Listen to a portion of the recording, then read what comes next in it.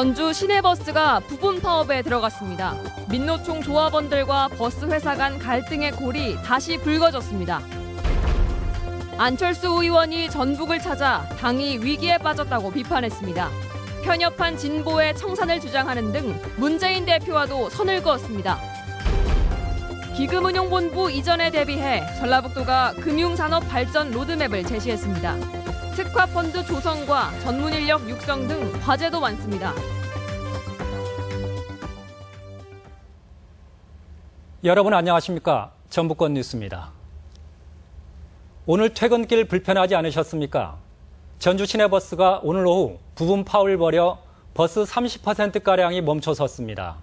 노사가 임금 협상을 벌이는 과정에서 서로를 믿지 못한 게 발단이었습니다. 내일도 부분 파업은 예고돼 있습니다. 김하연 기자의 보도입니다. 평소 같으면 비어 있어야 할 오후 4시경. 차고지에 시내버스들이 속속 모여듭니다. 임단협 협상이 난항을 겪으면서 민주노총 소속 버스기사들이 오후 들어 부분 파업에 나선 겁니다. 전체 버스의 약 30%인 120여 대가 멈춰섰습니다. 노조는 지난해 사측과 합의한 기본급 10% 인상에 대해 사측이 연장 근무 일수 등을 합해 산정하면서 실질적인 인상폭이 이에 미치지 못하고 있다고 주장했습니다. 또 버스 회사들이 2012년 파업 당시 노사 관계를 파행으로 몰고 갔던 노무사와 변호사를 내세운 것은 협상 의지가 없는 것이라고 비판했습니다. 그 노무사하고 변호사는 결정권이 없습니다. 나중에 결정적인 것은 사장단하고 합의해야 됩니다. 그래서 우리는 사장단 나와서 합의하자라고 요구했던 것입니다. 하지만 사업주 측은 협상력을 높이기 위해 노무사와 변호사에게 전권을 위임한 것이라며 법적인 문제가 없다는 입장입니다.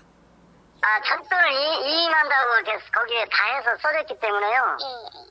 그쪽에서 정한 것은 그대로 다 인정되는 거예요, 법으로. 민주노총은 내일 오후에도 부분 파업을 예고했으며 향후 임단협 상황에 따라 확대될 가능성도 제기되고 있습니다. 한편 버스 노사 갈등으로 또다시 시민들이 불편을 겪게 되면서 전주 시내버스의 고질적인 문제와 갈등을 봉합하겠다던 시민의 버스위원회가 제 역할을 하지 못한 게 아니냐는 비판이 나오고 있습니다. MBC 뉴스 김하연입니다. 전주에서 토크 콘서트를 연 새정치민주연합 안철수 의원이 당의 혁신안을 우회적으로 비판했습니다. 낡은 진보 청산, 부패 척결, 공정 성장을 강조하며 문재인 대표 체제와의 차별화를 분명히 한 겁니다. 유룡 기자의 보도입니다. 지난 2012년 대통령 선거 직전까지 도내에서는 지지율 1위를 달렸던 안철수 새정치민주연합 의원이 오랜만에 전북을 찾아 토크 콘서트를 열었습니다. 안 의원은 당이 위기에 빠졌다며 정권 교체를 이루기 위해서는 낡은 진보의 청산과 부패 척결, 새로운 인재 영입 등 3가지 조건을 강조했습니다. 국민 신뢰 회복을 위해서 새정치민주연합의 근본적인 성찰과 커다란 변화가 필요하다. 배타와 징후로 비춰지는 진보 대신 대화와 타협의 정치가 필요하고 북한의 도발에는 응분의 책임도 물어야 한다는 것입니다. 투사나 전사를 영입하는 것이 아닌 당을 혁신하기 위한 합리적이고 중도적인 인재 영입도 강조했습니다. 집권 대안 세력으로 신뢰를 줄 수 있는 새로운 인재들이 필요합니다. 안 의원은 공정한 룰에 따라 산업도 키우고 분배도 하자는 공정성장론을 피력하며 문재인 대표의 소득주도 성장론을 우회 비판했습니다. 전북 현안과 관련해서는 탄소산업에 집중할 필요성을 언급했고 새만금 사업은 민간에 내맡길 것이 아니라 정부가 개발의 속도를 끌어올려야 한다고 밝혔습니다. 대중국 수출형 중소 중견기업들의 전진기지가 돼야 된다. 그러면 거기서 일자리들도 많이 창출되고 공정성장을 화두로 문재인 대표와 선을 긋고 나선 안철수 의원이 과연 어떤 행보를 이어갈지 관심이 커지고 있습니다. MBC 뉴스 유룡입니다. 비수도권 자치단체와 국회의원으로 구성된 지역균형발전협의체는 오늘 전북도민 73만 명이 포함된 수도권 규제 완화 반대, 지역균형발전 촉구 1000만인 서명부와 건의문을 정부와 국회에 전달했습니다. 협의체는 수도권 규제 완화는 지역경제의 위축으로 이어진다며 규제 완화 반대 운동을 지속할 계획입니다.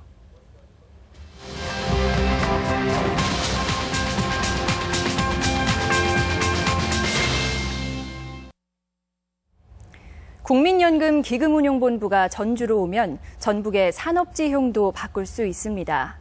실제로 전라북도가 금융 중심 도시 청사진을 제시했는데 먼저 해결해야 할 과제도 만만치 않습니다. 박찬익 기자의 보도입니다. 공사가 한창인 국민연금 기금운용본부 신청사 내년 10월 입주를 앞두고 있습니다. 전라북도는 기금본부 뒤편에 8만 제곱미터 부지를 오는 2023년까지 금융센터를 조성한다는 계획을 제시했습니다. 우선 기금운용본부의 조기 정착을 돕고 금융센터에 금융기업들을 유치하기 위한 지원 조례를 올해 안에 제정하기로 했습니다.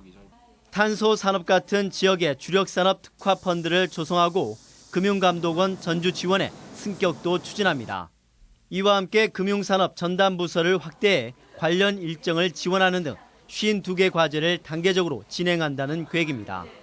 전문가들은 서울의 국제금융이나 부산의 선박금융처럼 중앙정부의 지원을 이끌어내기 위한 보다 특화된 전략을 강조하고 있습니다.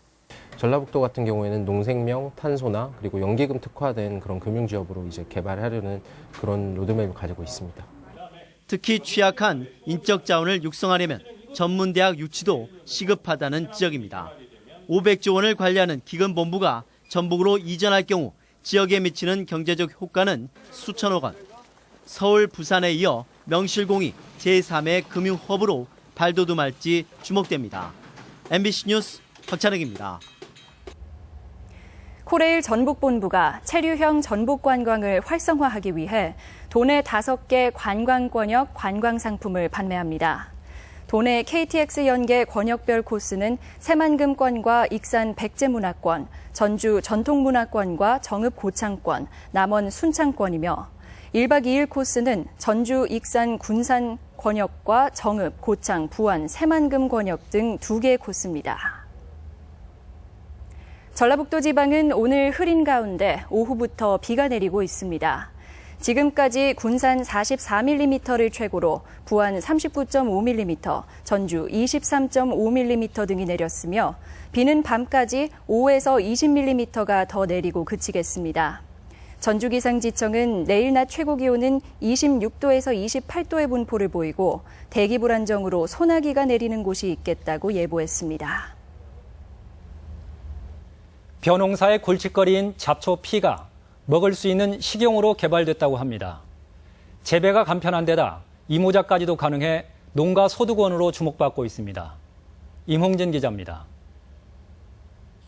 점차 황금색을 더해가는 너른 벼 들녘 한켠에 식용피가 재배되고 있습니다. 과거의 품종을 개량해 만든 식용피는 잡초 피와는 달리 열매가 굵고 꺾으러기가 없습니다.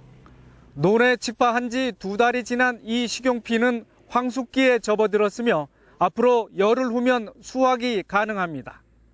지난해부터 재배하기 시작한 식용피는 단위 면적당 수확량은 벼에 비해 3분의 1가량이 적지만 가격은 3배가 비싸고 생산비는 낮아 고소득 작물로 평가받고 있습니다.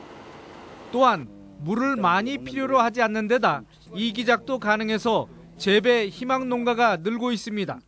특히 화학 비료를 쓰지 않아도 돼 친환경 작물로서 농가 보급이 비교적 쉽다는 분석도 나왔습니다. 화학 비료 대신 가축 분뇨를 이용하여 농사를 지었더니 작황도 좋고 수확량이 많게 나왔습니다. 농촌진흥청은 식용피가 필수 아미노산이나 비타민 B의 성분이 많아 기능성 작물로서도 각광받을 여지가 크다며 그간의 연구 분석 자료를 내놓았습니다. 식용피는 알갱이가 아주 작은 소립곡식으로서 항산화성 물질이 풍부하기 때문에 기능성 곡식으로서 손색이 없는 곡물이라고 할 수 있습니다. 조, 수수, 기장과 함께 고대 때부터 주요 식량 작목으로 분류되어 온 식용피가 웰빙과 힐링 시대를 맞아 신선 먹을거리로 새삼 주목받고 있습니다. MBC 뉴스 임홍진입니다. 전라북도 농업기술원은 벼 잎진무늬 마른병과 고추의 바이러스 그리고 과수의 갈색날개 매미충에 대해 주의를 발표하고 발생 농가는 적기에 방제해 줄 것을 당부했습니다. 농업기술원은 올해는 지난해보다 병해충 발생이 적지만 정밀한 예찰과 예방이 중요하다고 덧붙였습니다. 정부의 구조개혁 평가에서 최하위 등급을 받은 서남대가 오늘 기자회견을 갖고 입학 정원을 900여 명 감축하는 등 교육부의 지시에 따랐음에도 정부가 또다시 구조조정을 요구하는 것은 부당하다고 밝혔습니다. 서남대는 또 학자금 대출 전면 제한 조치에 대해 대출 이자를 지원하는 등의 방식으로 학생들의 피해를 최소화하겠다고 밝혔습니다. 오늘의 간추린 소식 전해드립니다.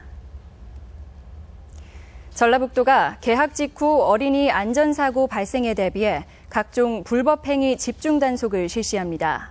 단속 대상은 학교 주변 교통안전과 위해 환경, 식품안전 등으로 도교육청과 경찰 합동으로 오는 18일까지 실시합니다.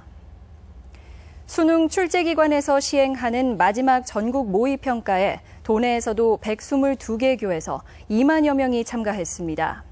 이번 시험은 EBS 교재 연계율이 70%로 실제 수능 기준으로 출제됐으며 성적은 오는 24일 통보 예정입니다. 최강희 감독과 이동국, 이근호 선수 등 프로축구 전북현대 선수단이 내일과 모레 전북대와 기전대에서 팬사인회를 갖습니다. 이번 팬사인회는 두 대학이 홈구장에서 단체 응원을 펼친 데 대한 보답 차원입니다. 전주 완산구청이 체납 액수가 잘못 표기된 자동차세 체납 안내문을 발송해 물의를 빚었습니다. 주민이 이를 SNS에 신종사기라며 올려 파장이 확산됐는데 전주시는 뒤늦게 직원의 실수라며 정정 안내문을 보냈습니다. 완주군이 대한민국 지역희망 박람회에 수요에 따라 구간을 정해 운행하는 소형버스 사업을 소개합니다. 지난 6월부터 운행된 버스는 면 소재지에서 동상면 17개 마을을 순회하는데 매일 30여 명이 이용하고 있습니다. 전주지방검찰청은 성매매 영업을 하고도 단속되자 가짜 사장을 세운 혐의 등으로 56살 김모 씨 등 2명을 기속 기소하고 성매매에 이용된 건물을 몰수 청구했습니다. 전북건수 뉴스였습니다.